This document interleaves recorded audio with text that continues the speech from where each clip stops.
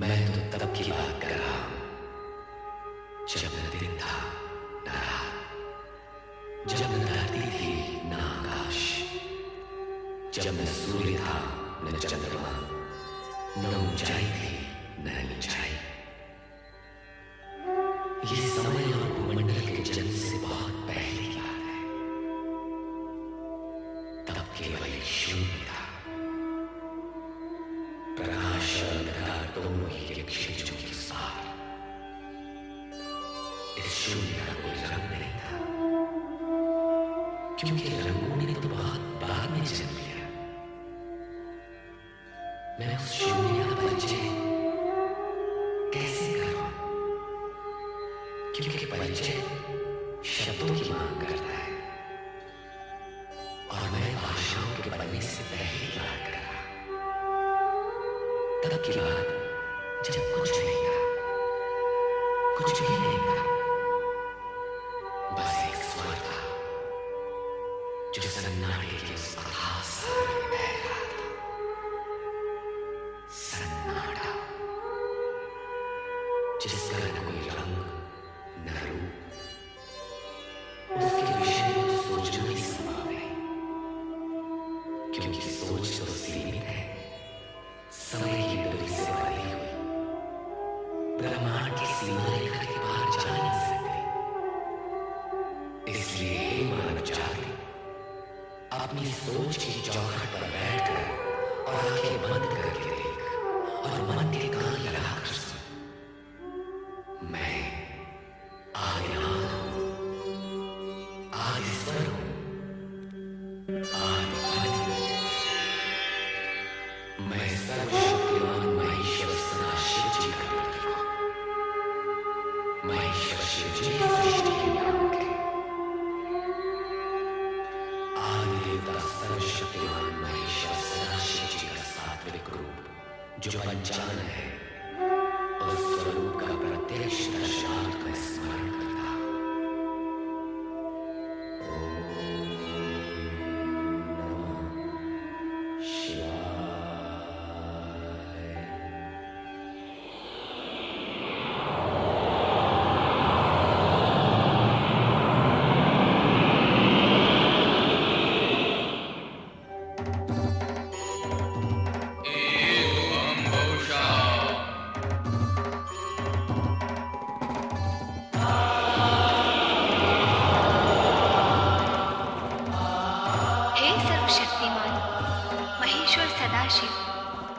शिवा का प्रणाम स्वीकार करें।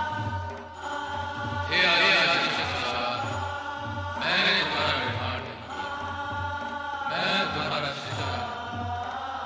मेरा तुम्हारा अस्तित्व तो साथ ही का है। तुम मुझ में हो और मैं तुम में। तुम्हारे बिना तो हो ही नहीं सकता। अतः मैं तुम्हें सादर प्रणाम करता हूँ। हे सर्वशक्तिमान। हाँ, मैं शक्तिमान तो हूँ, किंतु मेरा शक्तिमान होना ही तो तुम्हारे होने का प्रमाण है। यदि तुम न होती तो मैं शक्तिमान कैसे होता? अतः हे ईश्वर, न तुम्हारे बिना मेरा मन संभव है, न मेरे बिना तुम्हारा होना। और इस होने और ना होने के बीच क्या है? होने और न होने के बीच है जो होने वाला है। ओम के अंकुर स्वर के बीच। हे सर्वशक्तिमान, तो ये बताइए अब हम क्या करें? क्योंकि यदि आकार लिया है तब तो कर्म करना ही होगा। तो पहले कर्म की परिभाषा बनाएं। कर्म वो है जिसका परिणाम आनंद हो। और स्वयं आनंद क्या है? सभी कुछ बनाना पड़ेगा। सुख, दुख, आनंद, प्रकाश, अंधकार, जीवन, मृत्यु। इस शून्य को भरना पड़ेगा। तो आइए निर्माण कार्य आरंभ करें। आरंभ अर्थात ना होने से होने का अंकुर फूटना आरंभ है शक्तिमान। तो एक और शब्द बनाएं। आरंभ अकेला क्यों नहीं? आरंभ और अंत नवीन शब्द अंत की परिभाषा? अंत की परिभाषा आरंभ बनाएगा। तो हे सर्वशक्तिमान, आरंभ का कार्य आरंभ करो, जिससे मैं अंत का अर्थ समझ सकूं। तो आइए निर्माण कार्य आरंभ करें। एवं बहुशः।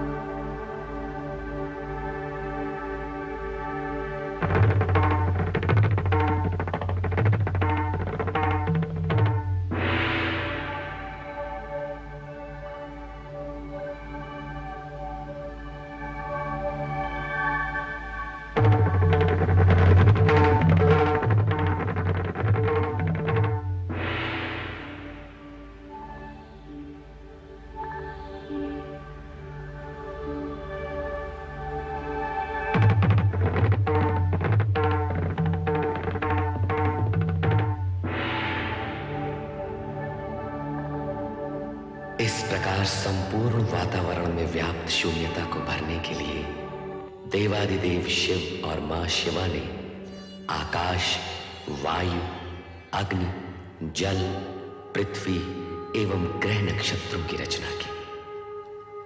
तत्पश्चात स्वयं की रचाई गई आनंदपूर्ण इन रचनाओं के परमाणुओं में लय, ताल, स्पंदन और गति को संतुलित रखने तथा सृष्टि में कल्याणकारी तत्वों का समावेश करने के लिए प्रथम 6 रागों भैरव, श्री, बसंत, मेघ, मल्हार व नट नारायण का सृजन किया। इसके उपरांत शिव शंकर व मां शिवा ने आदि नृत्य आरंभ कर अपनी रचनाओं को गतिमान और शक्तिमान बनाया।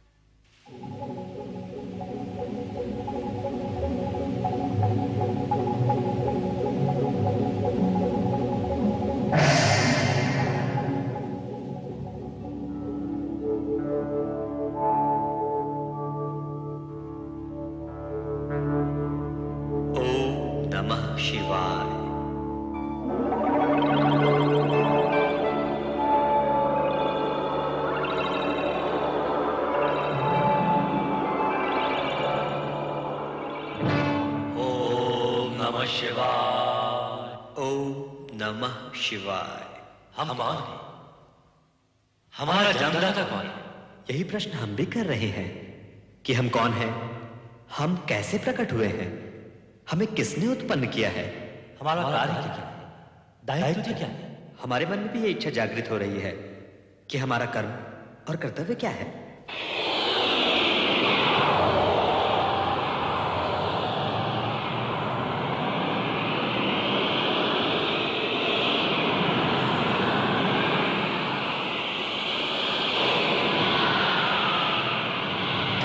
सर्वव्यापी चतुर्भुज श्री हरि विष्णु जी,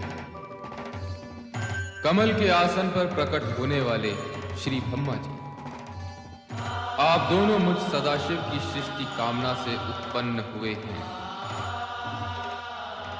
मैं ही आपका जन्मदाता हूं।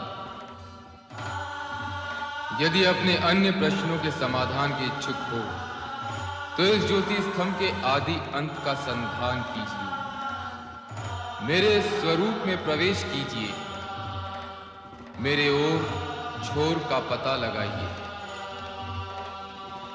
आप सर्वशक्तिमान महेश्वर सदाशिव जी हैं।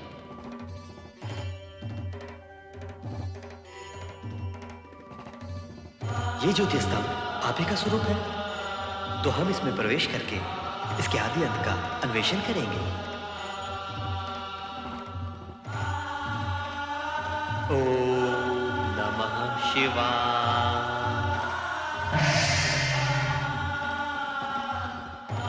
जय विष्णु जी, आप इस ज्योति स्तंभ के नीचे की छोर का संधान कीजिए, और ब्रह्मदेव आप इसके ऊपरी छोर का पता लगाइए। अवश्य अवश्य श्री हरि विष्णु जी।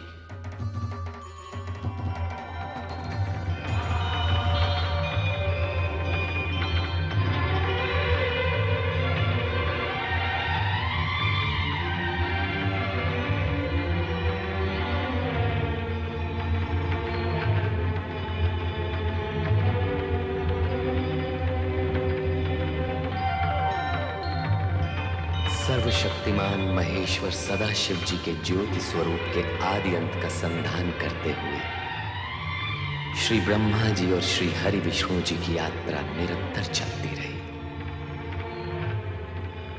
इस बीच समय का चक्र घूमता चला गया, कई युग बीत गए, परंतु श्री ब्रह्मा जी और श्री हरि विष्णु जी सर्वशक्तिमान महेश्वर सदाशिव जी के ज्योति स्तंभ के ओर छोर का पता नहीं लगा पाए।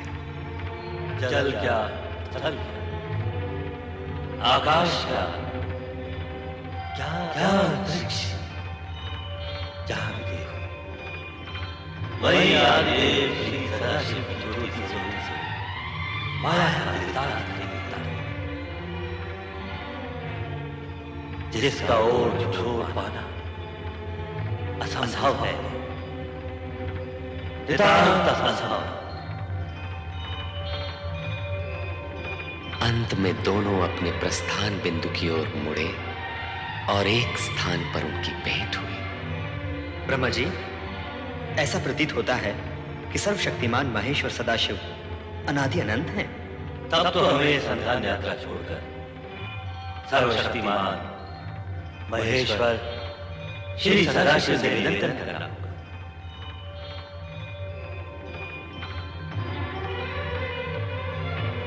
हे अनादि अनंत सर्वशक्तिमान महेश्वर सदाशिव, आपका ज्योति स्वरूप अपरंपार है।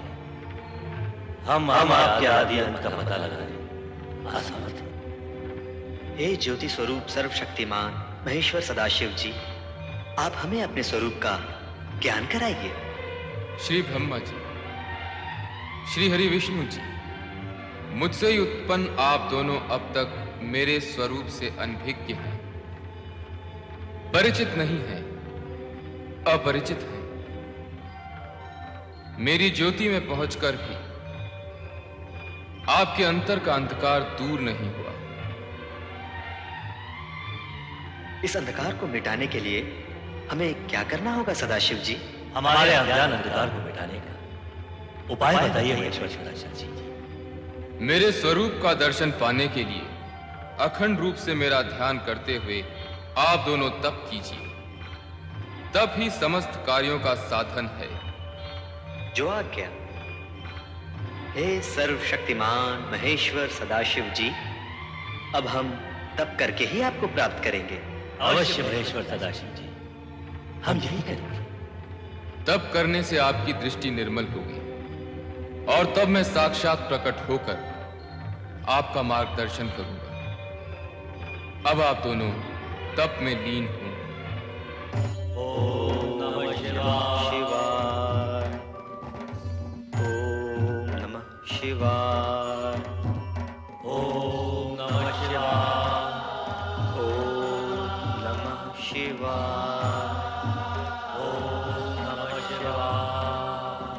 ओम नमः शिवाय। ओम नमः शिवाय। ओम नमः शिवाय। ओम नमः शिवाय। ओम नमः शिवाय। ओम नमः शिवाय।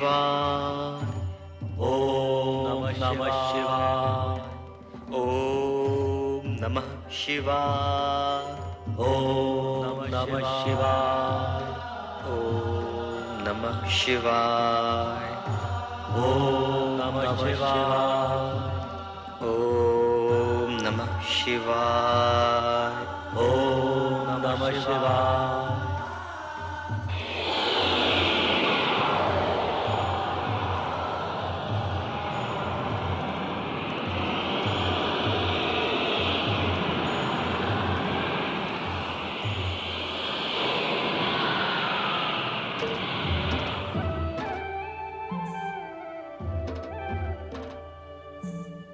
आप कौन है सर्वशक्तिमान? आपका ये स्वरूप बदलवा दे रही। इसका रहस्य बताइए। हम हैं अर्धनारीश्वर, शिव और शक्ति का अभिन्न रूप। अर्धनारीश्वर? शिव और शक्ति का अभिन्न रूप। हाँ श्री हरि विष्णु जी, श्री ब्रह्मा जी, जिस ज्योति स्तंभ का आप दोनों युगों युगों तक अनुसंधान करते रहे, वही अर्धनारीश्वर रूप में आपके सामने प्रकट हुआ है। शिव और शक्ति एक दूसरे में समाये हुए हैं। शिव में ही शक्ति है और शक्ति में ही शिव। आदिदेव सर्वशक्तिमान महेश्वर सदाशिव और आदिशक्ति मां शिवा के अर्धनारीश्वर रूप को प्रणाम। हमारा तप सफल हुआ। आपके दर्शन पाकर हम धन्य हुए। एको हम बहुश्याम। आप दोनों हमारी सृष्टि कामना से उत्पन्न हुए हैं, इसलिए आप दोनों सृष्टि रचना और सृष्टि पालन का कार्य करेंगे। सृष्टि रचना और सृष्टि पालन? हाँ श्री हरि विष्णु जी, श्री ब्रह्मा जी, हमने जिन 5 महाभूतों पंच तत्वों का निर्माण किया है, उनसे आप सृष्टि और प्राणी मात्र के सृजन का कार्य करेंगे। और श्री हरि विष्णु जी, श्री ब्रह्मा जी जिस सृष्टि का सृजन करेंगे, उसका आप पालन करेंगे। जो आ गया अर्धनारीश्वर। हे अर्धनारीश्वर शिव शक्ति, क्या आपका यही रूप संसार के लिए पूजने योग्य लगा? नहीं, ये हमारा दिव्य सात्विक रूप है।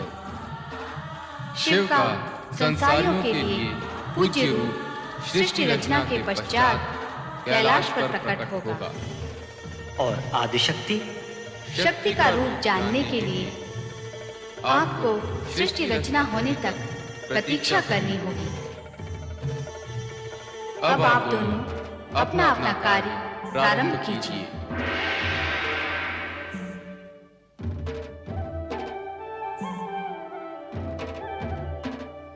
श्री ब्रह्मा जी, अब आप ब्रह्मलोक में स्थित होकर सृष्टि रचना का कार्य प्रारंभ कीजिए। अवश्य श्री हरि विष्णु जी। अब मैं आदि देवता सर्वशक्तिमान महेश्वर श्री सदाशिव की आज्ञा को कार्य रूप दूंगा। ओम नमः शिवाय। तदुपरांत शिवाज्ञा से ब्रह्मा ने पंच तत्वों से सृष्टि रचना का कार्य प्रारंभ किया।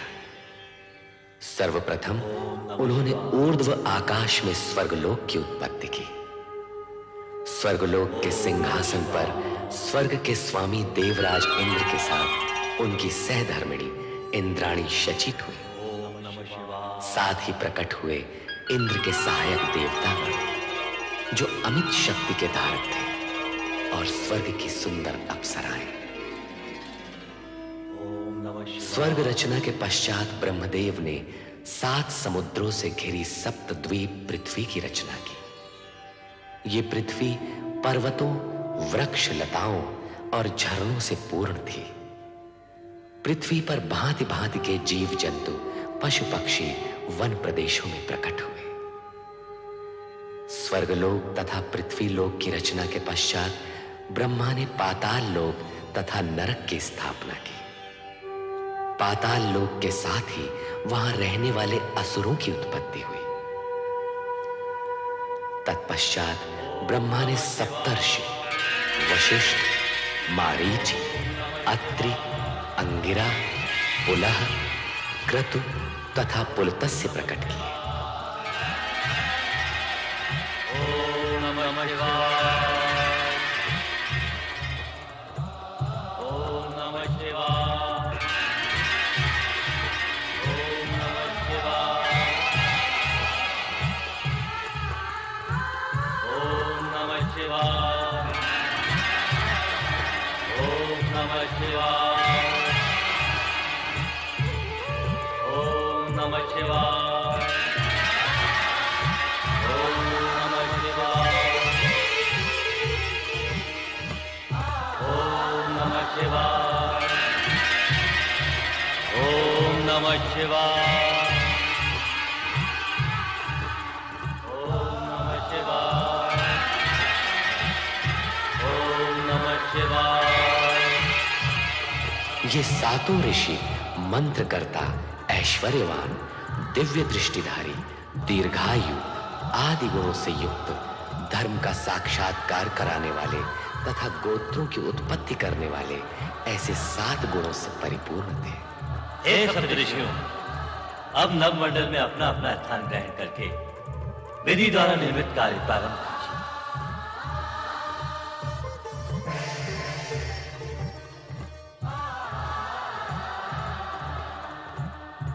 ओम नमः शिवाय। प्रणाम परमपिता। ओम नमः शिवाय।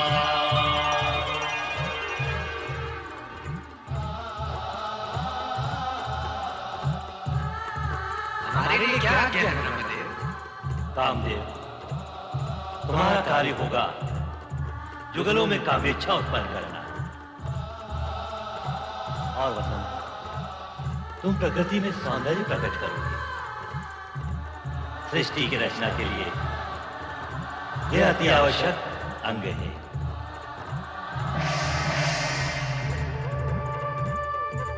ओम नमः शिवाय। नारायण नारायण। नारद अपने मानस परमपिता ब्रह्मा जी को प्रणाम करता। आयुष्मान भव नारद।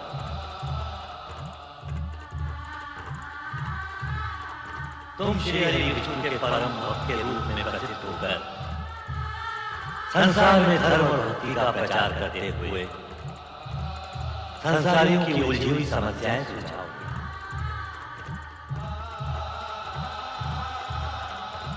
नारायण नारायण। ओम नमः शिवाय। ओम नमः शिवाय शिवाय। ओम नमः शिवाय।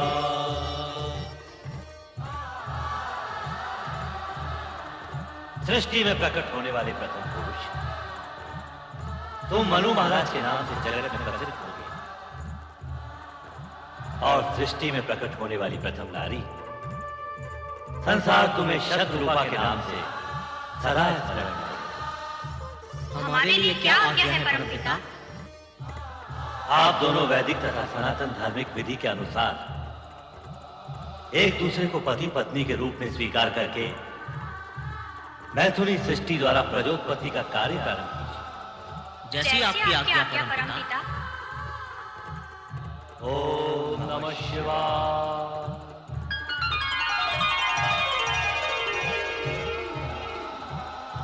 मेरे लिए क्या आज्ञा है परमदेव ब्रह्मा जी? संध्या, तुम मनुष्यों में यज्ञ हवन की रुचि जगाने, इष्ट देवों तथा पितरों के प्रति आराधना का माध्यम बनने के लिए प्रकट हुई। तुम धर्म ऋषि के आश्रम में स्थान ग्रहण करो। जैसी आज्ञा परमदेव की। ओम नमः शिवाय। हे सदाशिव, आपकी इच्छा से ही हम ब्रह्मा विष्णु उत्पन्न हुए।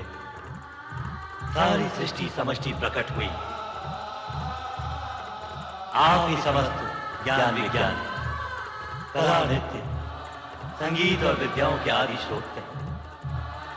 मैं आपसे प्रार्थना करता हूं कि विद्या, निपुणता तथा संगीत साहित्य की प्रेरणा समस्त सृष्टि के प्राणियों में जगाने के लिए देवी स्वरूपणी एक दिव्य शक्ति को प्रकट करें, जिसके नाम से मानव मात्र में विद्या, बुद्धि तथा कला संस्कृति प्रकट हो।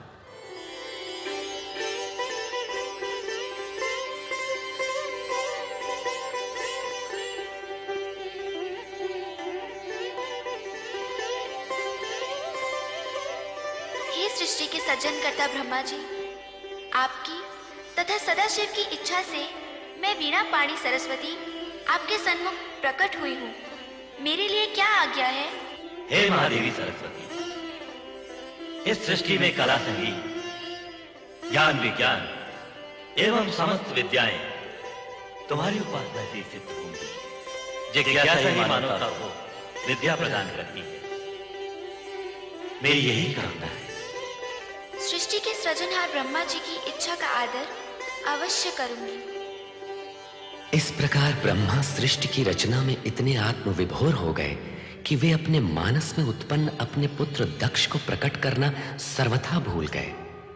तब स्वयं दक्ष ने पीड़ित होकर ब्रह्मा को कठोर शब्दों में स्मरण कराया। मुझे भी प्रकट कीजिए परमपिता, आप अपने पुत्र दक्ष को उत्पन्न करना कैसे भूल गए? परमपिता, आपके मन में मेरा उद्भव हो चुका है। मैं अपने बाहर आने का मार्ग खोजते खोजते आपके चरण के अंगुष्ठ तक आ पहुंचा हूं। मुझे भी प्रकट कीजिए परमपिता, मुझे भी प्रकट कीजिए। दक्ष, मैं अपने से उत्पन्न मानस पुत्र पुत्रियों को देखने में ऐसा विभोर हुआ कि तुम्हारा ध्यान ही नहीं रहा।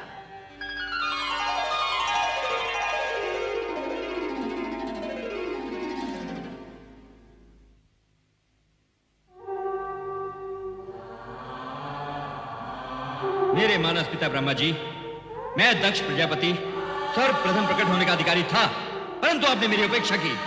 आपने ऐसा क्यों किया परमपिता? मैथुनी सृष्टि से प्रजोत्पत्ति का दायित्व सर्वप्रथम मनुष्य कृपा को पूर्ण करना है। अतएव तुम्हारा अंत में प्रकट होना उचित ही है। आप ही ने तो विधान निश्चित किया है परमपिता कि प्रजापति का पद सर्वप्रथम मुझे प्राप्त होगा। अवश्य हम उस विधान के अनुसार ही कार्य करेंगे, परंतु प्रजोत्पादक तथा प्रजापति का कर्तव्य तुम विवाह करके ही पूर्ण कर सकोगे। अर्थात आपके कहने का तात्पर्य क्या है परमपिता? पहले तुम्हारा विवाह प्रजापति वीरण की पुत्री वीरणी से होगा, तत्पश्चात ही तुम प्रजापति बनोगे। जाओ, पहले ये कार्य पूर्ण करो। सोच क्या रहे हो बुद्ध दक्ष? तुम तो प्रजापतियों के आदर्श बनने जा रहे हो। जाओ, अपना दायित्व पूर्ण करो। तुम्हारा कल्याण हो। जो आ गया परमपिता। ओम नमः शिवाय। और इस प्रकार सृष्टि की 3 प्रधान एवं मूल वृत्तियों में से तामसिक वृत्ति के प्रतिनिधि के रूप में दक्ष ने जन्म लेकर अहंकार की वृत्ति को जन्म दिया। कालांतर में अहंकार की इस दुष्ट प्रवृत्ति ने विश्व की शांति को आहत कर शांति प्रिय प्राणियों को पीड़ित किया।